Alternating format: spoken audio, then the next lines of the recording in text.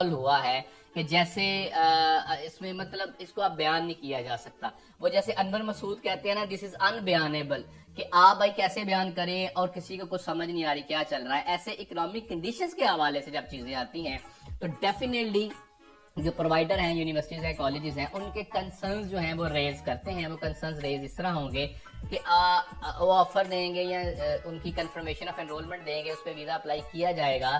तो अगर रिफ्यूजल होता है तो इनको डेफिनेटली फर्क पड़ता है, वो सारी एक्सरसाइज जो रायगा जाती है। तो यस, कुछ के ऊपर फर्क पड़ रहा है चीजों पे, लेकिन ऐसा ऐसा चीजें स्टेबल होना शुरू हो जाएंगी। इसमें उस तरह घबराने की बात नहीं है। जैसे ही चीजें थोड़ी सी अभी थोड़े से टाइम में स्टेबल होनी शुरू हो जाएंगी तो उस तरह के जो चैलेंजेस हैं वो नजर नहीं आएंगे। लेकिन आपके सवाल का जवाब ये है कि अभी अनफॉर्चुनेट है कि जो आपने पूछा, यस कुछ चीजों में ये हो रहा है और दिखाई भी दिया है। नेक्स्ट क्वेश्चन है जी, I Nasir want to ask first thing, if got 491, then is it necessary to work in the same field where assessment done for 3 years and wages minimum Australian 53,900 or any job can lead to 491 after? अच्छा जी शाहिबा, बहुत अच्छा सवाल किया आपने। देखिए 491 जब आपको grant हो जाते हैं ना, आपकी ऑब्वियसली दो मोटी मोटी कंडीशंस हैं। एक, आपने 3 साल के लिए रहना है रीजनल एरिया के अंदर, और दूसरा आपने ग्रॉस इनकम 53,900 कमानी है। क्योंकि ये प्रोविजनल वीजा है तो ये कंडीशंस हैं मीट करने के लिए 191 के लिए। तो आप अगर लेट्स से सॉफ्टवेयर इंजीनियर के तौर पे आए हैं, अकाउंटेंट के तौर पे आए हैं, मैकेनिकल इंजीनियर या मैकेनिक के तौर पे आए हैं, कुछ भी आप आए हैं, आपको जॉब नहीं मिली तो आप कुछ भी कर सकते हैं। आप कोई भी जॉब कर सकते हैं और एक जॉब से ज्यादा जॉब्स कर सकते हैं। आप बिजनेस कर सकते हैं। आपको इनकम को फोकस करना है। काम जो सोर्स ऑफ इनकम क्या है इससे फर्क नहीं पड़ता, लॉफुल होनी चाहिए डेफिनेटली। लेकिन ये फर्क नहीं पड़ता कि आप जिस ऑक्यूपेशन पे नॉमिनेट होके आए हैं उसी पे आपको काम करना है। आप उसमें भी कर सकते हैं, दूसरे में भी कर सकते हैं, एक से ज्यादा काम भी कर सकते हैं। ऐसा नहीं है आप अकाउंटेंट आए, अकाउंटेंट का तौर पर किया है तो आपको पैसे पूरे नहीं हो रहे, पैकेज कम है, लेट्स से $100 ही कम है, तो वो तो मसला बन गया ना। तो आप कुछ और भी कर सकते हैं, साथ ऊपर चिपिन कर लें या कुछ और कर लें, सिक्योरिटी कर लें। तो आपको कहने का मतलब ये है कि और जॉब से या प्रोफेशनल जॉब से या स्किल्ड जॉब से या बिजनेस से आप कुछ भी कर सकते हैं। तो आप इस इनकम को या इस जो कंडीशन को आप पूरा कर सकते हैं 191 के लिए। ये 100% पॉसिबल है। जरूरी नहीं है कि आप जिस ऑक्यूपेशन में आए उसी में आपने काम करना हो। Hope I answer the question. Next question है जी, 25 फरवरी को स्टार्ट डेट है सर, वीजा ग्रांट होगा या नहीं सर, प्लीज टेल मी। हो सकता है। देखें जो प्रोसेसिंग टाइम है उनमें स्पेशली इंडिया से तो वो बड़ा शॉर्ट प्रोसेसिंग टाइम है। ये ऐसा नहीं है कि बहुत लंबा लंबा को 4-4 महीने 10-10 महीने वाली game is over, already over. तो ये हो सकता है। 25 साहब अभी बड़ी दूर है। आज I think end of January चल रहा है, तो जैसे तो अभी बहुत तकरीबन 1 महीना पड़ा है। महीने के तो आप समझ लें कि इतनी देर में हो सकता है, 3-4 हफ्ते के अंदर अंदर हो सकता है। This is possible, visa process हो सकता है। अच्छा जी, नेक्स्ट है जी गुलाम मयुद्दीन, कराची पाकिस्तान में रहते हुए डॉक्यूमेंट्स किसको सबमिटिंग करें।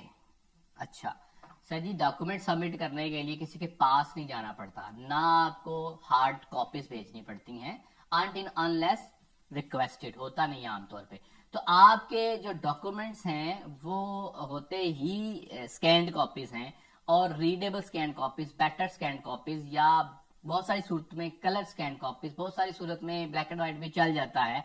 तो ऑस्ट्रेलियन वीजाज के लिए आपको ऑनलाइन स्कैन कॉपीज ही चाहिए होती हैं और आप वो कर सकते हैं, किसी को भेजने की जरूरत नहीं है। Hope I answer the question. अच्छा जी, I got overall 7 band. Can I apply for PR as an accountant? Listening 8, reading 7, writing 6, speaking 6.5. Okay. Tricky question. अच्छा देखिए, अकाउंटेंट के लिए, एक्सटर्नल ऑडिटर के लिए, फाइनेंस मैनेजर के लिए, मैनेजमेंट अकाउंटेंट के लिए अगर आपके पास प्रोफेशनल ये नहीं है तो आपको 7 ईच चाहिए, यानी चारों कंपोनेंट्स में 7 हो। आपका एक में 6.5 है, एक में 6 है, तो वो असेसमेंट के लिए चाहिए। तो असेसमेंट करवाने के लिए 7 ईच चाहिए, इसके बगैर आप हिल भी नहीं सकते। आपकी स्किल असेसमेंट नहीं होगी, स्किल असेसमेंट नहीं होगी। वो जैसे मैंने अपनी दूसरी वीडियो में बात की हुई है कि आपका जो पहला स्टेप पूरा नहीं होगा, पहला पूरा नहीं होगा तो आप अप्लाई नहीं कर सकते। तो 7 ईच लेने की कोशिश करें, पीटी में जाएं, 8 से बेहतर है, आपका स्कोर बहुत अच्छा है, आप पीटी में कर सकते हैं, मुझे लगता है 8 भी कर सकते हैं अगर थोड़ी सी तैयारी करें तो। अच्छा, नेक्स्ट है जी, अस्सलाम वालेकुम, मेरा बेटा फरवरी 2023 में अपनी कंप्यूटर इंजीनियरिंग डिग्री कंप्लीट करने जा रहा है, अब वो मास्टर इन आईटी ऑस्ट्रेलिया से करना चाहता है, प्लीज गाइड करें, एडमिशन के लिए क्या करना होगा, कितना खर्चा होगा। अजरा नाजनीन, अच्छा वालेकुम सलाम, थैंक यू सो मच। आप एक तो हमारा चैनल देखते हैं, आपका बहुत शुक्रिया। और दूसरा ये है कि बेटा अगर इंजीनियरिंग कंप्यूटर इंजीनियरिंग है तो फर्स्ट ऑफ ऑल मास्टर्स में वो आ सकता है।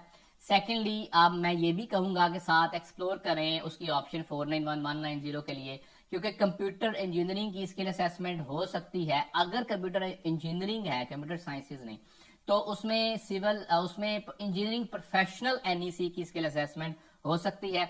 आपने अगर इनका खर्चा वगैरह जानना है तो हमारी एक ऐप है स्टडी वाइज। स्टडी वाइज जो ऐप है वो हमारी ही प्रोडक्ट है, उसमें जाके आप बेटे को बोलें कि उसको डाउनलोड करें, या आप खुद भी कर सकते हैं। उनकी सारी डिटेल्स डालेंगे तो वो कोर्स खुद ही रिकमेंड कर देगा। जब आप वो कोर्स रिकमेंड कर देगा तो आपको जो स्टूडेंट काउंसलर एक एलोकेट हो जाएगा, स्टूडेंट काउंसलर आपको सारा समझा देगा कि भाई कितना खर्चा होगा, कैसे होगा। तो ये सब बड़ा ट्रांसपेरेंट सिस्टम है और टेक्नोलॉजी के थ्रू किया जाता है, ताकि चीजों को ट्रांसपेरेंट रखा जा सके और स्ट्रेट फॉरवर्ड रखा जा सके। तो आप ये ऐप को डाउनलोड कर सकते हैं। Hope I answer the question.